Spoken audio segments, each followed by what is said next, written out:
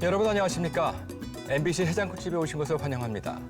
오늘도 뜨끈뜨끈한 국밥처럼 여러분들의 막힌 속을 확실하게 풀어주실 두 분의 패널 소개해드리겠습니다. 새누리당의 권선동 의원입니다. 의원님 안녕하십니까? 예, 안녕하세요. 권성동입니다.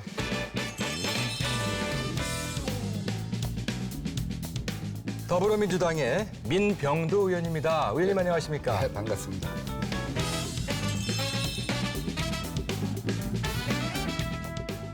그리고 우리 해장국집의 아르바이트생입니다. 김민영 씨입니다. 안녕하세요. 안녕하세요. 네, 오늘의 메뉴 소개해드리겠습니다. 오늘의 해장 이슈. 미르와 K스포츠 재단 의혹으로부터 시작된 비선 실세 국정 개입 의혹. 이른바 최순실 게이트가 대한민국을 강타하며 전국 혼란이 계속되고 있습니다. 대통령이 나서 대국민 사과까지 했지만 각종 의혹들이 쏟아지며 검찰 수사 확대와 특검 도입으로까지 이어지고 있는데요. 특검 방식과 수사 범위 등을 둘러싼 논란과 최순실 파문 속에 동력을 잃고 표류하고 있는 개헌론까지 전국 혼란 수습을 위한 앞으로의 과제와 여야의 해법을 들어봅니다. 예, 두 분 국회의원님 안녕하십니까? 예. 안녕들 못하시나 봅니다. 예, 요즘 뭐 고개를 들 수가 없습니다. 비탄한 마음이죠. 예. 이 광풍이 몰아치는데 나도 같이 이렇게 이 광풍을 갖다가 더 크게 하는 거 그것이 능사가 아니라고 생각하는 거예요. 네. 어떻게 보면 사상 초유의 국정 공백 상태를 맞으면서 책임성과 안정성이라는 말에 대해서 한편은 굉장히 무겁게 생각하면서 예. 또 한편에서는 하야하라고 하는 국민들의 요구에 대해서 또 어떻게 우리가 대응해야 할지 굉장히 고민되는 거예요. 네. 그러니까 지금 한편에서는 하야하라는 사람이 있고 네. 한편에서는 당신 가만히 있어라 이제 국정에서 손 떼고 지금 주제어가 두 가지인데 네. 여기서 정치인의 하나로서 어떤 고민을 해야 할지 정말 가슴이 네. 먹먹한 때입니다. 네, 의원님. 우선 비선의 그 존재로 인해서 국민들에게 큰 충격과 실망을 안겨드린 점에 있어서 정부 여당의 일원으로서 우선 사죄 말씀부터 드리고요. 네. 정말 상상할 수도 없었던, 상상하기조차 싫었던 일들이 현실화되고 이로 인해서 국정이 올스톱이 된 상황 아니겠습니까? 예. 이런 상황에서 과연 우리가 어떻게 국민들의 마음을 달래고 또 이 중단되었던 이 국정을 다시 이어갈 것인가에 대해서 많은 고민을 하고 또 많은 대화를 나누고 있습니다만은 해법이 나오지 않아서 정말 저도 곤혹스럽고 국민들 별 면목이 없습니다. 지금 말씀하신 그 대목인데요. 해법이 나오지 않아서. 이거 어떻게 해? 그러니까 해법은 있죠. 우선 대통령 입장에서는 아까 말씀드린 대로 국정에서 손을 떼라고 하는 요구에 대해서 진작에 고민을 해야 돼요. 대통령이 해야 할 것은 이제 첫째, 최순실 중독증에서 벗어나는 일입니다. 완전히 손을 끊고 진실을 고백하는 겁니다. 다음 두 번째는 거국 내각을 구성해서 책임 있게 이 상황을 수습해가는 거죠. 자, 우리 국가 리스크 얼마큼입니까? 북핵, 경제위기. 이 문제 관리하려면 국가적인 힘을 모아줘야 돼요. 대통령이 이미 힘을 상실했어요. 그러면 국민적 합의가 필요하죠. 그래서 거국 내각이 필요한 겁니다. 다음 두 번째, 진실을 밝히기 위해서는 특검해야 되고 차제 검찰 개혁해야 합니다. 세 번째, 정권 이양을 위해서는 선거 중립해야 합니다. 그래서 저는 거국 내각밖에 답이 없다고 보고 제가 주초에 이 글을 쓴 다음에 뭐 되게 정치권에서는 그런 쪽으로 의견을 모아가는 것 같습니다. 네, 의원님. 뭐 저도 거국 중립내각을 구성해야 된다는 그런 우리 민병두 의원님의 주장에 대해서는 저도 그 점에 대해서는 동의를 하고 있습니다. 네. 다만 거국 중립내각을 구성하기 전에 지금 뭐 각종 언론 보도로 인해서 사실과 의혹이 혼재되어 있는 상태였거든요. 그래서 빨리 특검이든 검찰 수사를 통해서 진상을 명명백백하게 밝혀야 된다. 네. 그리고 그 밝혀진 진상 토대 위에서 대통령이 사과할 일 있으면 사과를 하고 네. 또 관련자는 또 철저하게 문책을 해야 네. 되고 그거를 토대로 거국 중립내각이 구성이 되어야지 지금 뭐 완전히 드러나지도 않은 상태에서 네. 거구 중립내각부터 예. 구성하는 것이 과연 맞는 것인지에 대해서는 시간에 좀 선호가 있어야 되지 않을까 그런 생각이 듭니다. 네, 그 전에 제가 꼭 여쭙고 싶은 두 분의 그 기본적인 입장이 하나가 있는데요. 말씀하신 그 광풍이라고 표현이 되어지는 작금의 어떤 그 사태의 그 본질은 어디 있다고 두 분 보십니까? 여기부터 얘기를 하고 좀 문제를 풀어가도록 제가 할까요? 이런 생각을 해봐요. 자, 대통령의 드레스된 연설, 이제 수정본이 많이 나오지 않습니까? 이렇게 네. 빨간색 칠해갖고 많이 고쳤어요. 저걸 가만히 보면서 왜 대통령은 저 많은 연설문을 저 최순실이라는 사람한테 보냈을까? 왜 저 사람한테 감수를 받았을까? 그러니까 무엇이 변했나를 보는 거예요. 무슨 큰 방향이 변화진 게 없습니다. 아젠다 1, 2, 3에 아젠다 4를 보탰다든지 이런 것도 없습니다. 그다음에 윤문이라고 한다면 제가 뭐 기자를 오래 해봤기 때문에 이게 윤문인지 아닌지 압니다. 문장을 다듬어줬냐? 그것도 아니에요. 그럼 도대체 왜 저걸 갖다 감수를 받았을까? 저는 이런 생각을 하고 왜라고 보십니까? 저게 혹시 숫자, 운율 이런 걸 맞추면 우주의 기운 같은 게 오는 것이 아닐까? 국민한테 전달이 잘 되는 것은 아닌가? 왜냐하면 그거 아니면은 수정한 걸 아무리 들어봐도 나아진 게 없어요. 저는 뭐 그렇게 두 사람과의 개인적인 관계에 치중해서 본질을 파악하는 것은 적절치가 않다라고 보고요. 네. 기본적으로 박근혜 대통령께서 비선의 존재에 대해서 부인을 했습니다. 예. 그러다가 최순실이라는 여인이 등장하면서 비선의 존재가 드러났죠. 예. 그러니까 결국 대통령께서 국민들을 속인 겁니다. 여기에 국민들께서 많은 실망과 분노를 이제 하고 있는 것이고 네. 거기에 더 나아가서 그 비선 실세라는 최순실이라는 여인이 K스포츠재단이나 미르재단을 통해서 개인적인 치부를 한 것이 아니냐 예. 하는 문제. 그러니까 대통령의 측근이 권력형 부정부패를 저질렀다는 문제. 네. 이것이 오히려 더 큰 문제다. 예. 이것이 사건의 본질이 아닌가 예. 이렇게 보고 있고요. 네. 아직 증거가 명확하게 드러나지 않은 상태에서 예. 추측만으로 그렇게 단정하는 것은 좀 곤란하지 않나 싶습니다. 그래서 제가 근데 가만히 보면 지금 비선이 없다 이렇게 대통령께서 말씀하셨다고 하잖아요. 그래서 제가 가만히 보는데 역대 대통령 그 친인척 비리가 있습니다. 측근 비리가 있어요. 근데 이 비리 유형이 달라요. 네. 규모도 달라요. 청와대 수석들이 나서서 공갈 협박을 했어요. 그리고 최측근 문고리 3인방이 일상적인 교신 업무를 했어요. 근데 대통령이 왜 이것을 비선이라고 안 했겠냐. 그러니까 그전에 친인척 비리하고 이 비리하고 다른 건 정말 세간에서 얘기한 대로 오장육부 비리다. 그러니까 비선을 보지 않은 겁니다. 혼연일체를 보는 거예요. 그러니까 자기는 비선이 없다고 생각하는 겁니다. 민 의원께서는 오장육부라고 표현을 하셨는데요. 뭐 아직 대통령께서 어떤 생각을 하고 있고 두 분 간의 관계가 어떤지에 대해서 뭐 명확하게 드러난 것이 없기 때문에 드러나지 않은 사실에 기초해서 추측하는 거는 그거는 좀 과거 역대 지금 1980년 헌법이 지금 헌법 체제가 수립된 이후에 박근혜 대통령까지 6분의 대통령이 탄생을 했지 않습니까? 역대 모든 박근혜 대통령 이전에 5분의 대통령은 뭐 아들이라든가 친인척들이 형님이라든가 이런 분들이 전부 다 구속이 됐어요. 예. 그런데 그때는 그래도 좀 다행스러운 거는 대통령과 그 비리를 저지른 그 친인척 간의 이 행위가 이게 절연히 가능을 했습니다. 예. 가능했기 때문에 오히려 그 비리를 저지른 당사자만 처벌함으로써 그것이 수습이 가능했는데 네. 이번은 뭐 아직 사건의 실체가 명확히 드러나지 않았습니다만은 어찌됐든 그 대통령하고의 관련성이 과거보다 더 짙다 하는 측면에 있어서 차이가 있고 그것이 오히려 더 큰 문제다. 그러니까 어쨌든 지금까지의 상관이 되는 것이 아니라는 생각이 지금까지의 듭니다. 그 예. 대통령 측근들의 비리와는 유형이 다르다. 예. 근데 이게 문제는 뭐냐면 이제 사람들을 당혹스럽게 하고 힘들게 하는 거는 누가 이 나라의 대통령이었냐 하는 것이죠. 그러니까 청와대 출입 기자가 이런 글을 올립니다. 내가 매일 아침 받아 쓴 글이 대통령의 말이 아니라 최순실의 말이었다니. 난 지난 4년이 너무 자괴스럽다. 예. 이 지난 4년의 나의 국민에 대한 언론인으로서 사명을 갖다가 어떻게 내가 이해해야 되냐 하는 자괴. 이게 심각한 문제라는 겁니다. 예. 자, 그런 가운데 그 문제 그 최순실 씨가 한 언론과 인터뷰를 했습니다.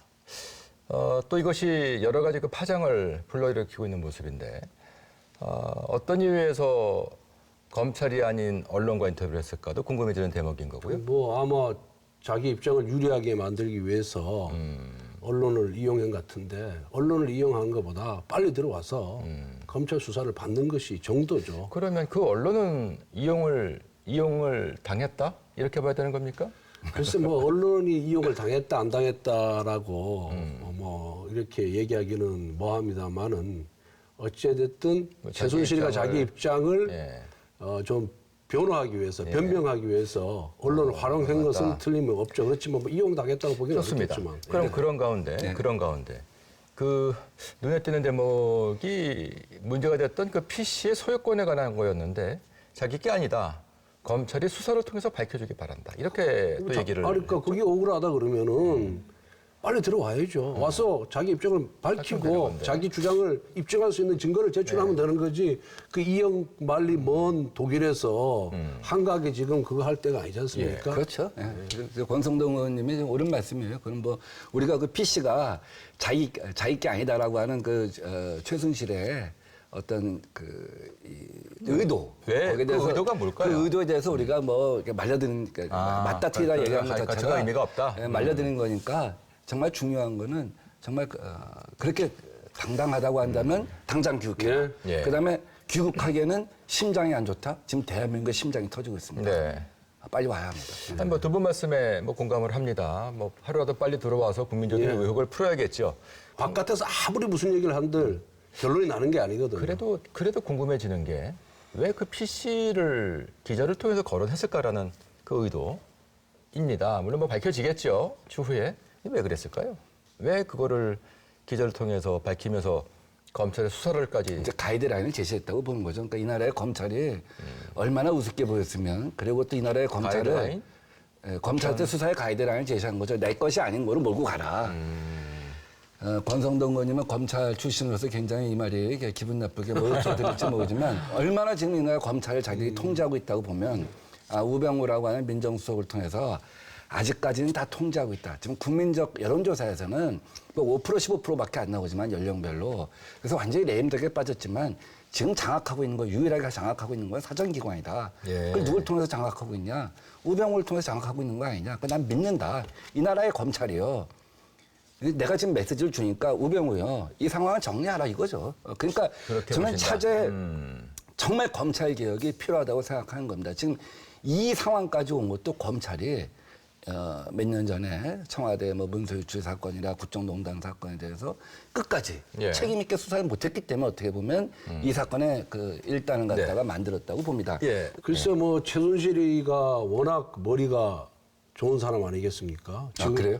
아니 지금까지 그 활동에 계속 베일이 가려 있다가 이제 드러난 거 보면 머리가 좋은 겁니까? 아주 주도 면밀한 사람이었다 이런 생각이 들어요 저는 예. 보기에. 예, 보통 사람은 아니다. 우주의 기운이 혹시 그렇게 좋아? 보통 사람 아니다는 생각이 드는데 그래서 그 사람이 의도하는 바가 뭔지는 네. 잘 모르겠습니다만은 아마 이제 언론의 보도가 여러 개 나올 거 아니겠습니까? 각종 보도가 막 꼬리에 꼬리 다 보고 물어서 있다는 얘기예요, 그죠? 예. 보도가 다 나오는데 그 중에는 100% 사실도 있고 또 과장된 것도 있고 예.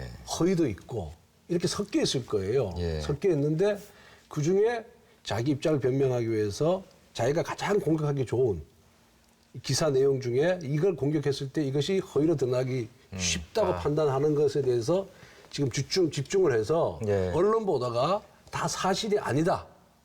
라는 것을 나중에 입증하기 위한 수단으로서 이것을 제기한 것이 아닌가 이런 생각도 듭니다. 어떻습니까, 민영 씨? 우리 가게를 찾으시는 많은 분들도 걱정이 참 깊으시죠? 네, 저도 지난 한 주가 어떻게 흘러갔는지 정신없고 혼란스럽고 그랬는데요. 네. 사실 비선 실세니 뭐니 하는 문제가 훨씬 예전부터 나왔던 얘기잖아요. 예. 그때까지만 하더라도 에이 설마 그러겠어? 이렇게 반신반의하셨거든요, 손님들께서. 그런데 이제 월요일부터 계속 보도가 쏟아지고 대통령께서 국민 사과까지 하시니까 이게 한 사람에 의해서 나라가 좌지우지 됐다는 게 말이 되냐. 정말 어이없고 화가 난다. 예. 이런 얘기도 하셨고요. 또 이게 나라 기강을 흔들 수 있는 문제이니만큼 좀 철저하고 신속하게 하나하나 밝혀내서 관련자들을 처벌해야 된다. 이런 얘기들 하셨습니다. 예. 자, 아무튼 여야가 합의를 했습니다. 이제 그 특검을 도입을 하게 될 것 같은데 하지만 그 협상은 상당히 난항으로 지금 보도가 되고 있어요. 그 전에 일단 그 특검 도입의 그 의미부터 간단하게 듣고 말씀을 시작을 해볼까요? 특검 도입의 의미. 야당은 왜 주장을 했고 여당은 왜 하자고 하셨습니까? 먼저 주장하신 측에서 말씀하시죠. 뭐. 현재 검찰을 못 믿는 거죠. 검찰이 벌써 이 사건에 대해서 고발장이 접수된 지 20 며칠 동안 압수수색조차 안 했어요. 압수수색은 수사의 기본입니다.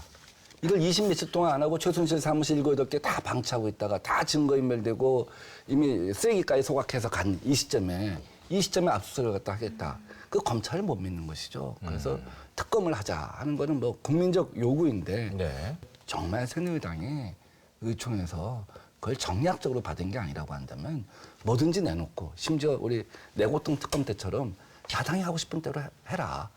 야당이 하고 싶은 대로 해서 국민이 요구한 대로 하자. 그렇게 해서 특검을 만드는 것이 여당도 이 구렁텅이에서 예. 이 지옥의 터널에서 벗어나는 것이다 하는 조언을 드리고 싶어요. 예. 우선 이제 야당이 오래전부터 특검을 주장했는데 우리가 못 받은 이유는 이 K스포츠하고 미르재단만 처음에 고발이 됐거든요. 네. 근데 여기에 과연 대통령이나 대통령 측근이 관여가 됐는지에 대해서 그런 주장은 있을 뿐이지 명확한 것이 드러난 것이 없었습니다. 그런데 네. 이번에 그 연설문, 그 최순실 씨가 연설문에 작성 관여하고 이런 이제 관계 때문에 아, 이것이 이제 비선 실세구나 하는 사실이 드러난 거예요. 그래서 이건 결국은 일반 검찰에 맡겼을 때 대통령의 지휘를 받지 않습니까? 네. 그런 대통령의 지휘를 받는 일반 검찰로서 과연 정치적 중립성과 수사의 독립성을 담보할 수 있겠느냐? 네. 그래서 이거 담보하기 어렵다. 그래서 저도 법사위원장으로서 의원총회 때 그러면은 특검을 받아들이자. 네. 이렇게 주장을 해서 우리가 정말로 명명백백하게 이 사안의 진상을 밝히는 것이 네. 우리 정부에도 도움이 되고 여당에도 도움이 되고 예. 국민에도 도움이 된다는 예. 그런 순수한 마음에서 특검을 수용을 했습니다. 예. 그런데 상설 특검이냐 개별 특검이냐의 문제는 그건 또 별다른 차원의 알겠습니다. 문제예요. 예. 자, 그래서 근데 조사의 일단, 범위가 문제겠죠. 그래서 일단 말씀하신 것처럼 여야의 합의대로 특검은 도입이 될 것으로 보입니다만 예. 그 방식과 절차 또 여러 가지가 있어서 그게 협상이 어떻게 될지 민영 씨, 네. 그 관련된 내용을 또 정리해 왔죠. 네, 저도 이번 사안에 대해서 국민 중 한 사람으로서 정말 관심이 큰데요. 네. 국회에서 특검 얘기가 나와서 제가 한번 찾아봤거든요. 예. 이런 특별 검사 제도, 이번 사건처럼 좀 국민적 관심이 큰 사안에 대해서는 공정하게 수사를 할 수 있도록 검사가 아닌 사람한테 검사의 역할을 맡기는 제도라고 합니다. 네. 만약에 이번에 특검이 이뤄진다고 하면 역대 12번째라고 하는데요. 네. 지금 화면으로 보시는 것처럼 역대 특검 현황을 보시면요. 1999년 조폐 공사 파업 유도 그리고 올로비 의혹에서 시작을 해서 최근에는 2012년 이명박 정부 내곡동 사저부지 매입 의혹까지 11번 정도 이뤄졌다고 합니다. 네. 그리고 현재 이 특검은 별도 특검 그리고 상설 특검으로 나뉘어져 있어요. 예. 가장 큰 차이는 이런 특별 검사를 추천하고 또 임명하는 방식에서 가장 네. 큰 차이가 있다고 합니다. 자, 이번에 특검이 임명이 되면 그 얘기처럼 12번째 특검이 되는 거겠죠? 예, 근데 제가 예. 이 특검에 대해서 말씀드리면 네. 그전에는 어떤 사안이 발생하면은 그 사안을 조사하는 특별검사를 임명하는 법을 개별법을 만들어 가지고 네. 통과를 임명을 했어요. 그래서 지금 11번 했다는 얘기입니다. 네. 그런데 그렇게 하는 때는 시간과 절차가 너무 복잡하고 시간이 많이 소요된다. 예. 그래서 이게 너무 복잡하니까 여야 합의에 의해서 2014년도에 상설특검법을 만들었습니다. 네. 이제는 법률을 새로 제정해서 통과시키는 것보다 어떤 사안을 봤을 때 여야 합의가 되면 본회의 의결로서 특별검사를 임명하는 간편한 절차를 만들자. 네. 이래서 지금 상설특검을 만든 거예요. 예. 그리고 이것이 첫 번째 케이스입니다. 상설특검은 시작하는데 30일이면 됩니다. 그런데 개별특검은 지금까지 11번 할 때까지 60일이나 걸렸어요. 예. 특검이 활동 시작할 때까지 예. 60일이나 걸렸습니다. 그리고 야당이 지금 상설특검법이 있음에도 불구하고 그거 배제하고 개별특검 만들자는 이유는 이걸 갖고 정치적으로 이용하겠다는 겁니다. 들어볼까요? 정치적으로 이용하겠다는 이따 일단 들어보겠습니다. 예, 예.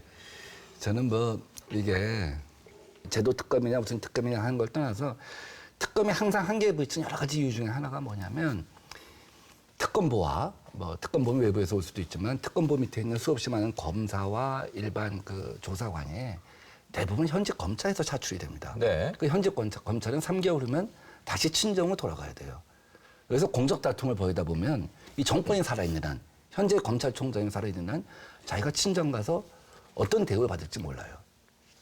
그러니까 정치적 상황에 상당히 영향을 받는 거죠. 그래서 정말 특검이 제도 특검이냐 무슨 특검이냐 하는 거 그건 합의하면 됩니다. 합의하십시오. 근데 제일 중요한 건 그 위에 병통을 걷어내주는 겁니다. 그래서 저는 거국 내각이 중요하다 한 얘기를 다시 예, 그래서 이 상설 특검을 활용하면은 빠른 시간 내에 수사에 착수할 수가 있습니다. 시기적인 장점이 있다. 예. 그럼 지금 하루 빨리 지금 진상을 규명하자고 하는 거 아니겠습니까? 근데 야당이 지금 태도를 보면은 별도 특검을 하자는 거거든요. 한 달이 더 걸려요. 상설 특검보다. 그만큼 즐기겠다는 겁니다. 이번 사건을 즐기겠다는 거예요. 글쎄요. 그리고 계속해서 사안의 진상보다는 정치적인 공세를 취해가지고 정부 여당을 곤혹스럽게 만들겠다는 의도가 숨은 의도가 씹어 있는 겁니다. 그렇지 않으면은 한 달 빨리 먼저 착수할 수 있는 상설 특검을 마다할 이유가 어디 있겠습니까? 답 주십시오, 의원님. 그러니까 복수의 인사를 추천해서 대통령이 최종적으로 선정한다는 것 자체가 지금 현재 상황에서는 국민들의 임명권에 동의를 관한 받기 문제다. 힘든 예. 것. 첫째는 그거고 다음 두 번째는 지금 그렇게 걱정이 되신다면 야당이 정치로 이용한 것이다 하는 이제 걱정을 갖다 하고 계신다고 한다면 또 여당 입장에서는 아까 최종적인 임명권자에 대한 국민적인 어떤 불만 이런 것이 있다고 한다면 그걸 변형해서 하세요. 합의하면 되잖아요. 자, 상설특검으로 시작을 해라. 상설특검을 시작한 과정에서 우리가 왜냐하면 상설특검도 왜냐하면 최순실이 1년 후에 올지 2년 후에 올지 모르는 거 아닙니까? 그러니까 수사기간도 굉장히 길어야 될 거고 수사 내용도 굉장히 좀 방대한 업무란 말이에요. 그러니까 상설특검 플러스 별도특검이라고 하는 것을 다 믹스해서 가자. 이렇게 합의하면 어려운 거 아니잖아요. 서로 그러니까 간에. 그 합의는 이제 뭐 원내 지도부에서 할 텐데 지금 국민의당은 상설특검이든 별도특검도 필요 없다 그러거든요. 일반 검찰에 맡기고 부족하면은 그때 가서 하자는 거예요. 원래 여야 만장일치해서 상설특검이 만들어졌으면은 국회의원이 법을 지켜야 되는 거 아닙니까? 누구보다도 먼저? 예. 그럼 그 법에 적용된 첫 케이스인데 그 뭐하러 우리가 상설특검법을 장식으로 만드는 게 아니라 이런 경우에 수사하라고 상설특검법을 나는 만들어놨거든요. 이게 자꾸 이거 들어보십시오. 그러니까 제가 뭐 우리가 뭐 수석부 대표 하는 사람도 아닌데 그러니까. 이런 미세한 거 갖고 얘기하는 것보다는 그래서 결국 뭐 대선 때까지 이거 끌고 가려고 한 거 아니냐. 뭐 그런 걱정이 있으면요. 정말 대통령한테 찾아가세요, 여러분들. 여당 의원님들 용기를 내고 대통령 한번 면담하세요. 대통령 얘기 여기서 왜 대통령 면담 해갖고 대통령밖에 진실을 아는 사람이 없잖아요. 이 시점에서 대통령님하고 한번 청문회 해보세요. 여당 의원들끼리 모여서. 비밀 청문회도 좋아요. 그리고 자, 우리가 그 정도면 이해가 됩니다. 그러면 그 부분 갖다 국민 앞에 가서 다 설명하십시오. 예. 이러면 될 문제예요. 무슨 특검까지 갈 거예요. 대통령이 스스로 설명을 해야죠. 대통령이 스스로 그게 사안의 진상을 진실을 제일 아는 사람이 설명을 해야 되는 것이 저는 진실을 제일 잘 아는 사람이 설명하는 것이 급선무라고 생각해요. 자, 결국 그 걱정의 시작은 대통령이 임명하는 것 자체에 있을 것도 같습니다. 뭐 기간도 그렇겠습니다만 무엇보다도 그 당사자가 될 수가 있는데 당사자가 자기를 조사할 수 있는 조사하게 될 그 검사를 특검을 임명하게 하는 게 과연 맞느냐라는 맞는 거죠. 그거는 개별특검법에 의해도 임명은 대통령이 합니다. 피의자가 어떻게 임명합니까? 법률상 그렇다는 얘기겠죠. 법률상. 법률상 근데 그건 과거에는 대통령이 피의자의 위치가 아니었기 때문에 제 얘기를 좀 들으십시오. 대통령이 임명할 수 있었어요. 그런데 다만 대통령이 피의자의 위치에 있었을 때 이명박 내곡동 특검이죠. 그 경우는 내가 피의자의 위치에 있을 수도 있으니 예. 야당이 잠깐, 추천하는 사람 예. 임명하겠다 이렇게 된 거죠. 그러니까 여기서 잠깐. 일단 임명권자는 법에- 내곡동 사저 특검 임명권자도 이명박 대통령이었습니다. 임명권자는 대통령입니다. 그러니까 왜? 법률상, 검찰권은 행정부의 권한이거든요. 예. 그래서 상권 분립의 원칙상 대통령이 임명할 수밖에 없어요. 그러니까 결국 그와 같은 우려에서 시작된 부분이 있을 터이니 질문은 그렇다면은 뭐 형식상 임명권자는 대통령자라 하더라도 그렇죠. 예. 이분을 이분을 임명할 수밖에 없게끔 여야가 합의를 하면 그 되죠. 그러면 문제가 예. 생기는 거 그래서 아니겠습니까? 그래서 지금 상설특검법에 예. 상설특검 추천위원회라고 있습니다. 근데 그 구성이 또 구성이 여야에 추천한 사람이 4사람 들어갑니다. 예. 그러니까 이게 뭐 여당 둘, 야당 둘 들어갈 수도 있고 예. 지금 의석 비율에 따라서 들어갈 수도 있는 예. 것이고 그다음에 이제 당연적으로 법무부 차관, 이거 저 정부 표현을 대통령 표현을 예. 십시다 빼고 예. 대한변협회장 중립적이죠. 사법부 법원행정처차장 중립적이죠. 그게 아니었다는 것이 세월호 때 나왔던 우려 중에 하나였습니다. 아니 들어보세요. 사법부는 정부 쪽으로 봐야 되지 않느냐. 이런 우려가 있었었죠. 세월호 그거는 당시에. 저쪽의 주장이죠. 예, 그렇죠. 예. 저쪽이 그러면 예. 사법부를 모독하는 거죠. 아니요, 그렇다는 게, 대한민국 예. 사법부를 지금 못 믿으면 제가요. 어떻게 하자는 겁니까? 제가- 잠깐만.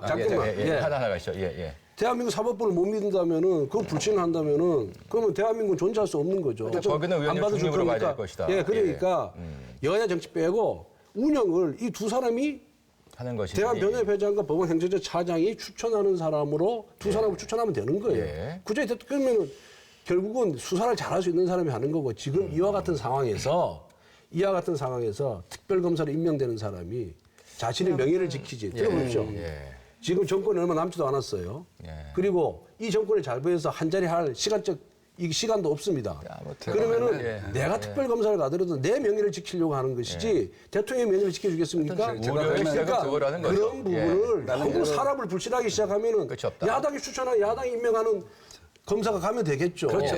예. 지금 비상시국이니까. 그러니까 지금 여야의 그 협상 그 과정을 지켜보는 그 국민들은 아이고 하는 또 한숨을 쉬실 것도 같아서 그렇습니다. 이 협상이 빨리 타결되기를 바라면서 자, 그 다음에 또 여쭐 대목이 있습니다. 예. 여야든 정치인들의 행동이나 말에는 다 의도가 있는 거예요. 예. 여는 여대로 의도가 있는 거예요. 야는 야대로 의도가 있는 근데 겁니다. 여야뿐이겠습니까? 예, 다 누구나가 의도가 다 있는 겁니다. 무슨 말을 할 때는 근데 마치 야당은 아무 의도가 없는 것처럼 뭐 주장하는 거는 그게 잘못된 근데 거죠. 요새 여당은 우리 대통령도 그렇지만 뭐 개헌 같은 거 얘기할 때도 그렇지만 뭐 어느 날은 블랙홀이라고 했다, 어느 날은 또 국민의 어떤 요구라고 했다가 요즘 여당은 손바닥 뒤집기가 여반장이다. 뭐 이런 느낌이 들어요. 여당 전체가 아까 다 의도가 있다고 하니까 여당. 예. 여당 전체가 아니고 예. 어쨌든 의도가 있어 그러니까 우리 보인다. 권성동 의원님 같은 분들이 여당의 중심이 되어 주십시오. 자, 그런 가운데 이제 그 특검이 임명이 된다면 이제 특검이 하게 될 그 수사의 범위에 대해서도 그 관심이 있습니다. 수사 범위에는 제한을 두면 안 되죠. 지금 모든 언론에서 제기한 의혹 전체를 다 해야죠. 그게 구체적으로 무엇이라고 우선 생각하십니까? 우선 그 뭐 연설물이라든가 그러니까 소위 대통령 기록물의 유출 과정에 관한 거? 기록 그 관여 행위 예. 대통령 기록물 관리법 위반인지 아닌지 예. 공무상 비밀 누설인지 아닌지 예. 이 부분 조사해야 되고요. 예. 그다음 미르 K스포츠 재단 설립 과정과 설립 운영 과정에서 내용. 운영 과정에 예. 뭐 유형이나 행정이냐 뭐 어떻게 설립됐는지 그 경위 다 조사를 해야 되고 예. 그다음 인사에 개입했는지 여부 이거 다 조사해야 되죠. 소위 국정농단이라는 네, 것까지. 국정은 다 이거 다 조사해야 돼요. 그러면, 뭐 그다음 뭐 예. 하나 뺄 게 없어요. 모든 걸 다 조사해야 됩니다. 뭐 그 부분에 관해서 이견이 없으시겠죠. 예. 이제 플러스하면 이제 그래서 최종적인 규착이 뭐였냐 이게 마지막. 뭐 그건 이제 그런데 결론은 수사 나올 것이다. 과정- 아니. 그래서 이 사건이 결국 이제 국민적으로 볼 때는 하나의 말로 간 거 아닙니까? 하나의 승마 선수를 2020 도쿄올림픽에 그다음에 이화여대 입시 도쿄올림픽에서 부정이 금메달을 갖다 만들기 위해서 그것도 조사해야 돈도 되는 모으고 재벌들의 돈도 객출하고 재단도 만들고 저 입학 부정도 만들고 이런 걸로 간 거 아닙니까? 이제 여기까지 다 이제 가서 마무리가 돼야 되는 그렇죠. 것이죠. 모든 걸 다 조사해야죠. 예, 지금 말씀하시는 것을 들어보면은요. 결국 박근혜 정부의 모든 것이 수사 대상이다. 이렇게도 들립니다. 그런 겁니까? 국정농단이라고 하면 아니 그럴 수도 있겠죠. 최순실 씨와 관련된 모든 부분이 조사되지 그러니까 박근혜 정부의 모든 건 아니죠. 그러니까 국정의 개입이라고까지 가게 되면 예. 예컨대 장차관의 임명 과정이라든가 인사까지 가게 되면 사실상 박근혜 정부의 모든 거라고 해도 예컨대 외교문서까지 유출됐다는 거 아니겠습니까? 그러니까 그러면 그걸 뭐 모든 것이라고 표현하기는 좀 어폐가 있는 것 같고. 사실상 그러면 제가 좀 표현을 바꿀게요. 하여튼 최순실 씨와 관련된 의혹. 그러니까 그게 지금 보도된 것은 다라는 거 아닙니까? 미국의 특검이라면 지금 말씀하신 것 이외에 예. 우리 대통령 임기 4년 동안 모든 걸 조사하지는 않겠지만 적어도 드레스덴 연설에 대북 제안에 왜 이렇게 깊이 관여했을까? 통일 대박론, 그다음에 최근에 와서는 북한 붕괴론 예. 이런 그 중요한 대북 정책에 만약에 관여가 되었다고 한다면 예. 그런 부분도 깊이 들여다볼 필요는 있겠죠. 그렇겠습니다. 그런데요. 대통령이 과연 수사의 대상이 될 수 있을 것인가에 대한 논란이 또 있는 것 같습니다. 헌법학 원론에서 소추 기소만 안 될 뿐이지 기소 안 되고 재임 중에 재판만 회부되는 것이 안 될 뿐이지 조사는 가능하다. 조사는 가능하다 하는 얘기고 우리나라에서도 아마 그 김영삼 대통령실에 예. 서면 조사는 한 걸로 알고 있고요. 예. 그다음에 미국 같은 경우는 클린턴 같은 경우는 조사를 근데 갖다가 수사를 받았죠. 법무부 장관은 좀 다른 입장을 표명한 예. 거예요. 당연히 법무부 장관은 그러겠죠. 지금 뭐 아니 이제 그 저희들도 뭐 헌법학 교과서를 다 배웠습니다. 예. 공시고발 다 공부를 했는데 예.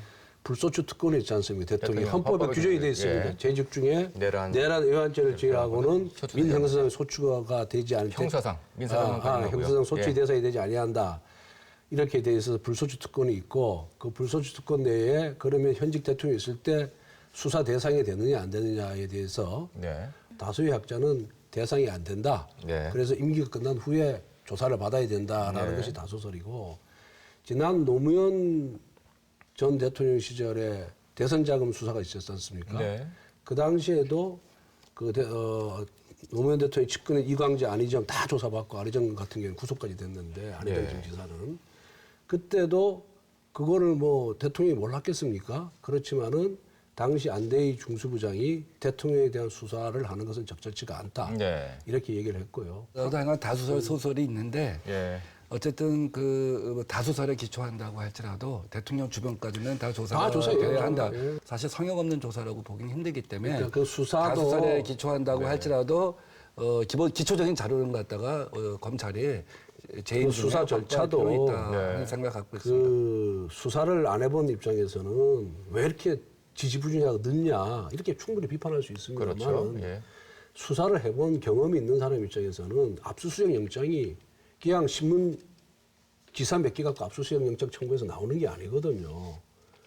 기본적으로 그 소명을 해야 되거든요. 기사는 증거 자료가 아니지 않습니까? 그러면 그 기사를 기반으로 해서 그 기사에 나타난 사람을 불러서 이렇게 뭐 최순실 씨가 뭐 이렇게 관여했고 뭐 이렇게 했다 뭐 저렇게 했다 그다음에 그 증거 자료가 나와야 압수수색이 들어가서 영장이 나오는 거지. 대한민국 사법부가 언론 기사 몇 줄 나왔다고 해가지고 그러니까. 발부하는 데가 아니거든요. 그래서 네.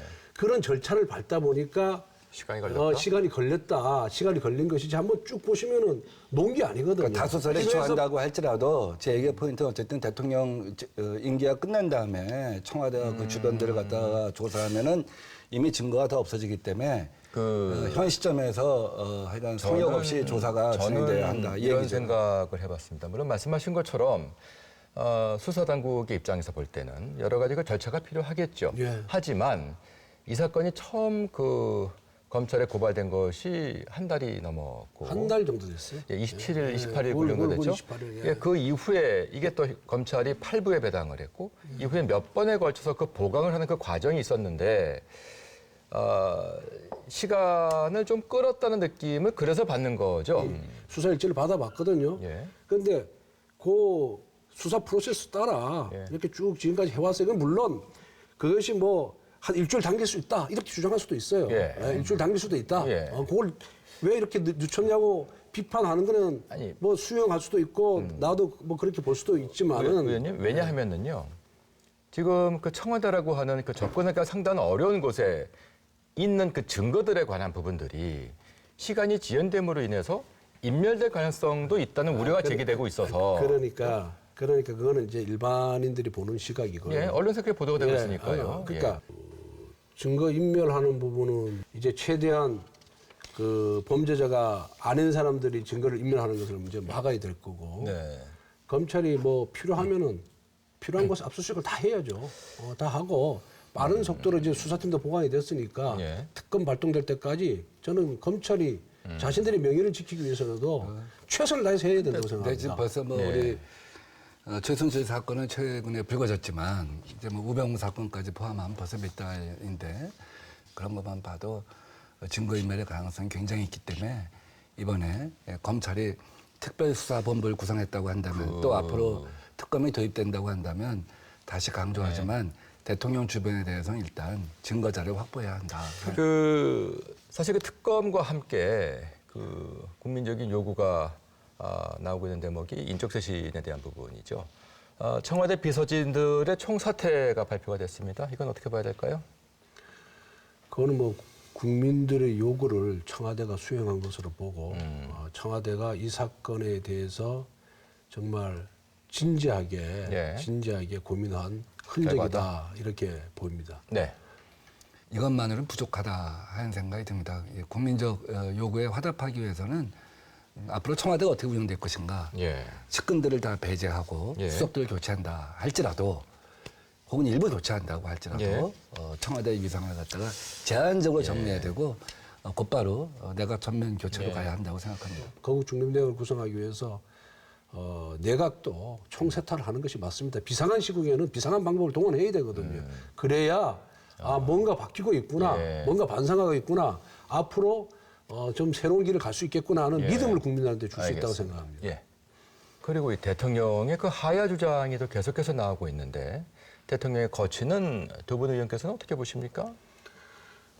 글쎄 이제 일부 국민들께서 워낙 분노를 하시다 보니까 예. 하야 주장을 이제 하고 있는 것도 저희들도 잘 듣고 있고 그 심각성을 충분히 저희들도 인식을 하고 있습니다만은 87년 헌법 취재가 들어선 이후에 단 한 번도 대통령의 하야가 없었습니다. 네.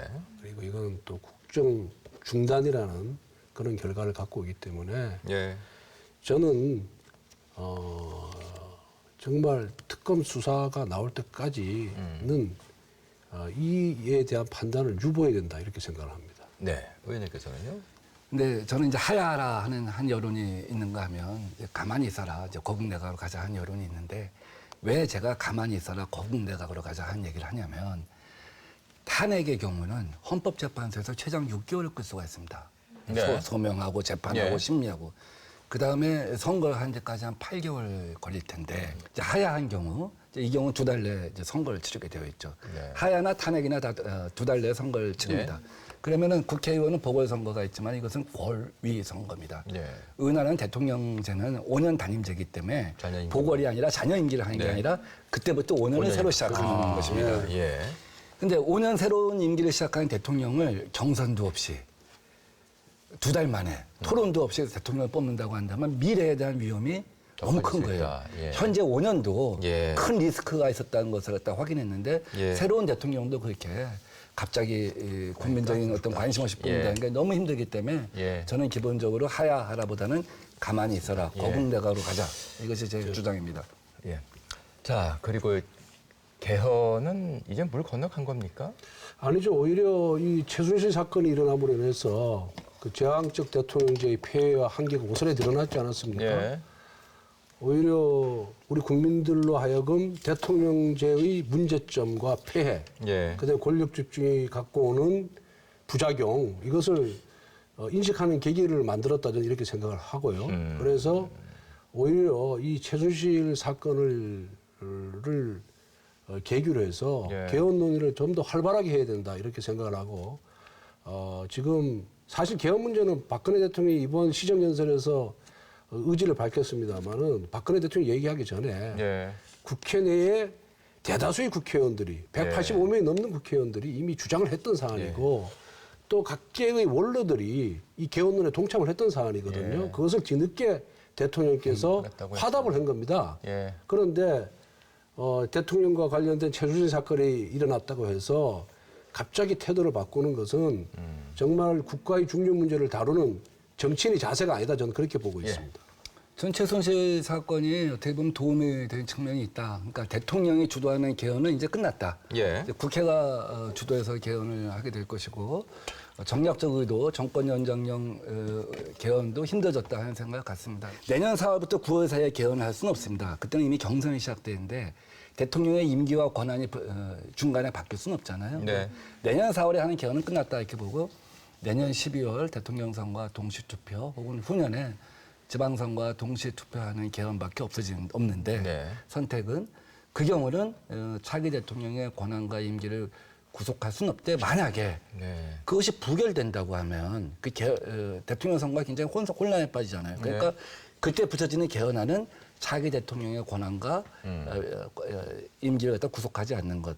그래서 어떻게 보면은 네. 이제 개헌의 일정과 알겠습니다. 내용이 분명해졌다 이런 생각을 갖습니다. 저는 우리 민병두 의원님과 좀 견해를 대부분 동의하지만 달리하는데 우선 지금 박근혜 대통령까지 87년 체제 6명의 대통령이 배출했습니다. 네. 그 6명의 대통령이 집권 4년 차에 뭐 형, 동생, 아들 다 구속됐어요. 네. 그러니까 이건 결국은 제도가 잘못된 것이다. 그리고 절대 권력은 절대 부패하게 돼 있습니다. 대통령에게 너무 많은 권한이 지금 부여가 돼 있어요. 그리고 우리가 대통령 선거를 51대 49인데 예. 51%가 가진 사람이 100% 권한을 가져요. 네. 그러니까 49%가 승복을 안 하죠. 이것이 결국은 현 대통령의 정치적 사사건의 발목을 잡아서 예. 결국 대한민국이 국민소득 2만 불 대에서 3만 불 대로 못 올라가는 난 큰 원인이 여기 예. 있다고 봅니다. 그래서 예. 개헌을 하되 네. 이제는 내년 4월에 개헌을 해서 네. 권력을 분산시키는 알겠습니다. 개헌을 해서 그걸 그대로 적용해야 된다고 봅니다. 자, 민영 씨 오늘 아주 열띤 말씀 들었는데 네. 어떻게 봤어요? 그 말씀 참. 저도 지난 한 주 이런저런 상황들을 지켜보면서 우리 대한민국이 어디로 가고 있을까 이런 걱정들이 참 많았는데요. 제 주변에서도 도대체 이 나라의 주인이 누구냐 이런 얘기가 들리니까 좀 많이 씁쓸하고 화도 나고 그랬는데요. 네. 우리 국민들이 두 눈 부릅뜨고 지켜보고 있으니까 빨리 네. 특검이든 검찰 수사든 해서 철저히 규명이 됐으면 좋겠고요. 네. 정치권에서도 여야를 떠나서 국민의 입장에서 이 문제를 확실하게 풀어주셨으면 좋겠습니다. 저는 이런 생각을 해봤습니다. 지금 개헌 논의가 되고 있는데 개헌이 되더라도 바뀌지 못할, 바뀔 수 없는 헌법제 1조가 있다는 생각인 거죠. 당연하죠. 우리나라는 민주공화국이고 모든 권력은 국민을 나온다. 국민을 위하여 건배 한번 할까요? 국민을 위하여 건배합시다. 국민을 위하여 열심히 하겠습니다.